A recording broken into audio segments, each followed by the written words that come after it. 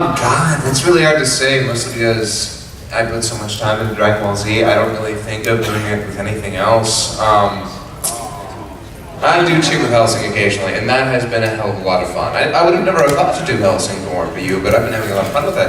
I mean, I've already got 2 shows to work on, I only have so much love to give. Although I will say this, there's a part of me that, when I think back to my childhood, one of the first things I remember when it comes to anime is Tenchi. But I think it would take a very deft hand to do that appropriately because, well, also I need a very wonderful cast of, wonderful actresses and, I was going to tell that sort of a sausage fest up here.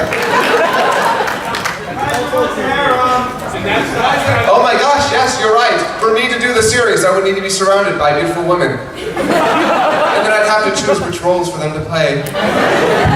Personally, I also think High School of the Dead would be a lot of fun. Yeah.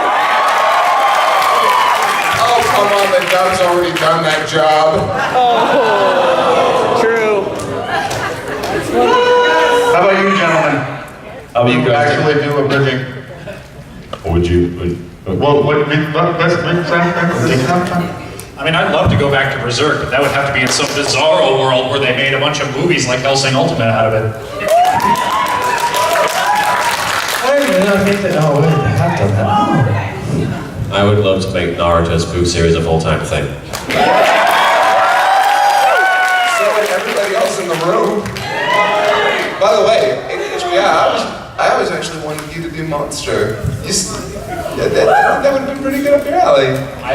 I have thought about it. That's all I'll say. That's all he'll say. Alrighty. All right. Thank you. I have one question. Will you do any more book readings? Like, I think you read 50 Shades of Grey. That blew up in Connecticut. The biggest thing we have to say, what else is there to say about 50 Shades of Grey? My inner goddess was exploding. I mean, at that point, we've hit a literacy peak where we can never go beyond. Yeah, My eyes went wide, and it was like Christmas!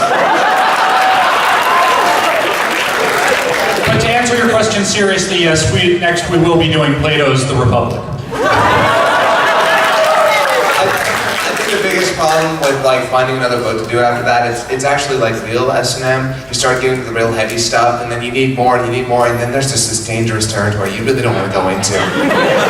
It's like, do we really want to go beyond 50 Shades of Grey? Yes! So to truthfully answer your question, we have absolutely no idea. Good evening. We'll take a couple more questions, and then we'll do another one for the shirts. Good evening. Good evening. I was wondering, when you created voices for your characters, how'd you know that it was the perfect one? Ha! Created. Let me tell you about luck. I was in a chat with them, and we were just throwing around. We were trying to cast out, and I think we got to Nappa. Who would play Nappa? And I raised my hand in the Skype chat. Can I be Nappa? And I think Kaiser said, can you do a gruff voice? Hi, I'm Nappa. All right, you're Nappa.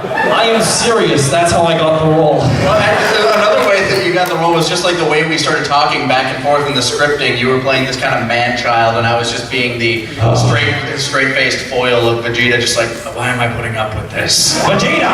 What? It's a Pokemon.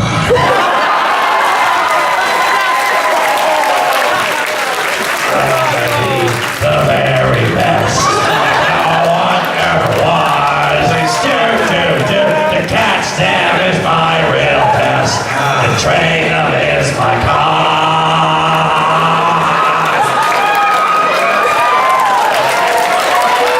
Sometimes it just works out that way, you know? If we're running a character, we can think of a person who can do the voice correct. Like, for example, HBIJK playing Dr. Briefs. Dr. Briefs. He is a womanizing jerk. Yeah, the kind of the way things started out was we just had like a cast like, oh, what could he do? What could he do? What could he do? What could she do? She was a lot easier, obviously. But Yeah, she was. But as we went on, we started like trying to get like more and more thorough because our like pool started to grow, the people we knew started to grow. Like this guy over here, like we were introduced to him as like, God, what can he play? We were thinking like, man, he might have an amazing voice for Cooler. And then we like, I guess that was really cool. so yeah, we cast him and LK, you originally like tried out for Captain Ginyu, is that right? Like you posted a video on your website saying like, hey, I'm gonna do this now because you can't stop me. Wait, what? you sent that video. Okay, you sent that video. You uploaded it later on. I thought you uploaded it for a second. No. But then like we ended up casting you as Frieza because we ended up liking that voice better. Yeah, it was pretty crazy. And somebody actually came to the table earlier, Sally being like, I'm sad that you didn't play Ginyu. And I'm like, really? With the giraffe line in there and everything? That was so weird. But yeah, it was interesting. It was very interesting. But yeah, it just kind of turned into like more of like, I don't want to call it professional casting, but we actually had, recently we've actually been having people like within our pool audition for certain things just because we're coming down to the point where we have so many characters. Like we went through how many different iterations of Giro before we adopted one? Like, yeah, it's crazy. Speaking of which, in 5 minutes I'll show that, but first we'll ask another question for a t-shirt. Yeah, but and Kaiser has one this time. What size is it? Yeah, but Large. But to answer your question, speaking personally, I know that I found the perfect voice for a character when Kaiser stopped saying, yeah, do that again, but good this time. This is in the 18 plus panel.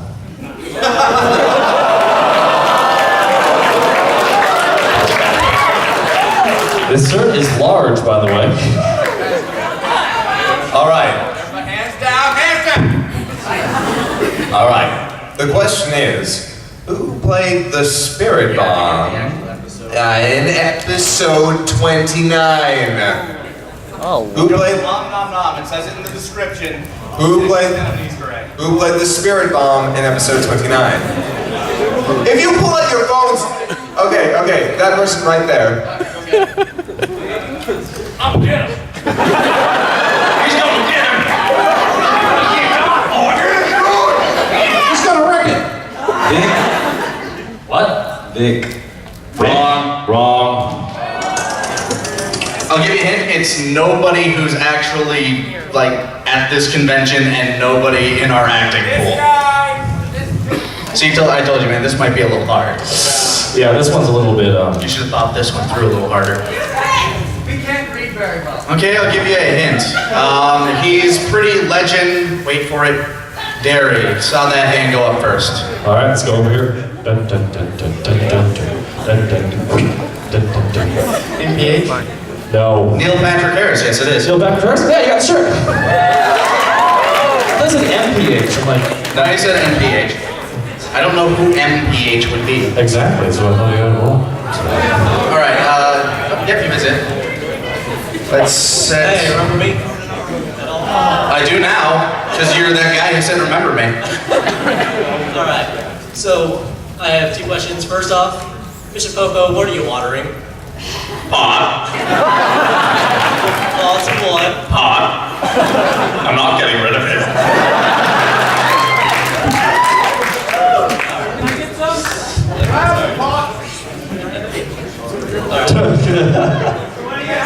Grow your own! Second question. Second question. Tagada, we're gonna see more of you on that SAO bridge. What we saw? Sword Art Online Abridged?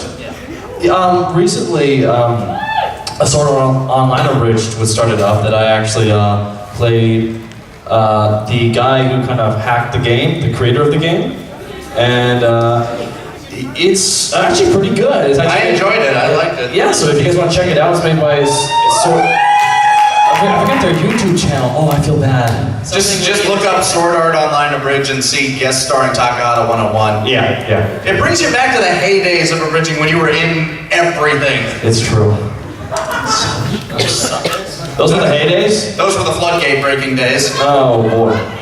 What? Yeah, it is. It's about 8:30, so if you guys in the middle here want to like take a knee or something like that, just so you don't lose your place in line. I do want everybody on that side to be able to see the screen. I'm going to be showing off this here preview of episode 35. Kaiser, do you want to preface this with what happened? All right, so a couple days into me editing episode 35, Premiere decided it wanted to corrupt my project file. It also decided that it didn't want to have any autosaves. As such, I was pressed for time. The preview is only 7.5 minutes long, and the last little bit of it is a little bit rushed in terms of just kind of like, you'll notice the audio balance is a little bit off, and there may need to be 1 or 2 pickups on a recording. So, you know, do preface your expectations. Please don't yell at us.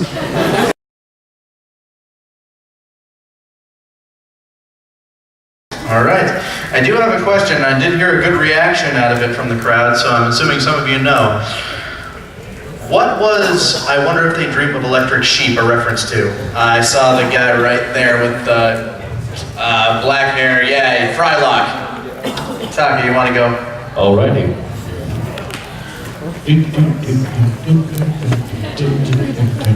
Get his exercise in. Blade Runner. Boom. Boom. Congratulations, sir.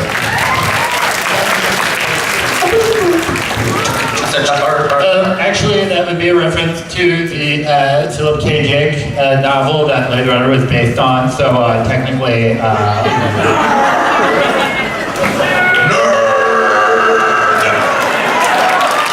Just right, I take it back. I didn't want to yell into this microphone, so Yeah. We texted. hang this up over there. Hang it over the table. Okay. Hello. What is your question? When it comes, who's going to have dibs on Broly? And another question is, what would Vegeta do with Chaos Emeralds? What the hell do I need those for? I'm a motherfucking Super Saiyan. you say that. I am a Super Saiyan. I was born a Super Saiyan. As for Broly, we might actually be planning to give that to a very special guest. It very well may be a cameo of sorts, but we will not announce that as of yet, as we still have 2 movies to get to before that. It's gonna be Jesus. And damn it, man! And Jesus says Broly. And then Jesus said, Kakarot! And Paul was confused, but wrote it down anyway.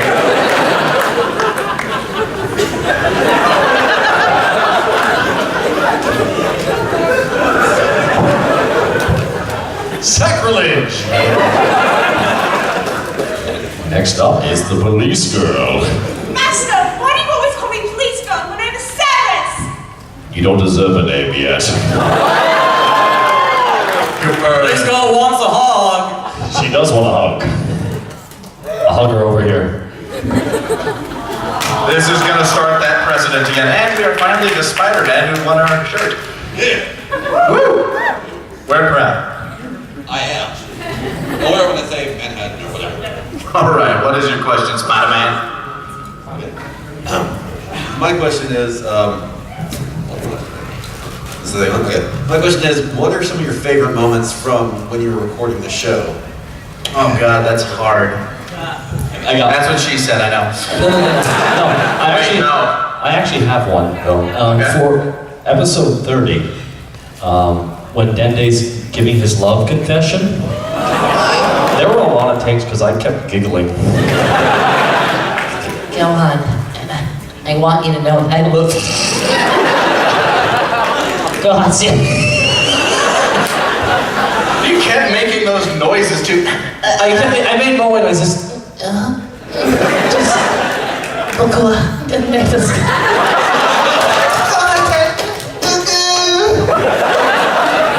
Don't make it weird, go on, love me back. I think my personal favorite moment recording came when I was doing the Vegeta about to blow up the Earth with the Gallic gun thing, you know, during the Kamehameha Gallic gun struggle at the end of season 1. Oh yeah. Because I was just kind of standing up there, because I did take after take after take of that one. So I'm just standing up there like, yeah, it's like, I can't remember some of the lines now. It's crazy. Rewatch the series. Rewatch the series, pleb. That's it, Jack. I'm gonna take you. That's it! Everyone dies! Got it? Gun! Ah! Fire! And I did that so many times. That was back when I was in my college dormitory. I had campus police come up like, is everything okay in here? When I recorded the lines for Alexander Anderson for the 3rd episode of Hellsing, I was staying with my dad for a month. And so I told him, yeah, I'm gonna record some, he doesn't really know what I do. So I told him, yeah, I'm gonna record some stuff, just ignore anything that comes out of the spare bedroom for the next hour or so. I walk out and I sit down to dinner and he just looks at me and says, Ben, thank you for the warning. I'd say 2 of my favorite recording experiences. One because it was so fun to do on the fly, and the other one because, the other one's, I don't know how to put it. Okay, well the first one was, you know that little scene with Trunks when he's talking to Bulma, and Bulma makes that little ass of, oh here mommy. That little internal scream was not originally in the script, but it was something that I had come up on the fly because the only thing I could think of in my mind was internally screaming. So that one was a lot of fun, if not only because it was like, oh, this is going to totally make this scene to me. But the other one is a classic one from Hellsing. Oh God. And this is because at the end of the first episode, I had gotten lines from everybody, but it was kind of hard to find people to do the Sieg Heils. Nazis! And so I decided, oh, you know what, whatever, you know, I'll just change up my voice a little bit, and I'll do a bunch of Sieg Heils, and you know, I'll get 1 or 2 other people to fill in some of the gaps. So you're in the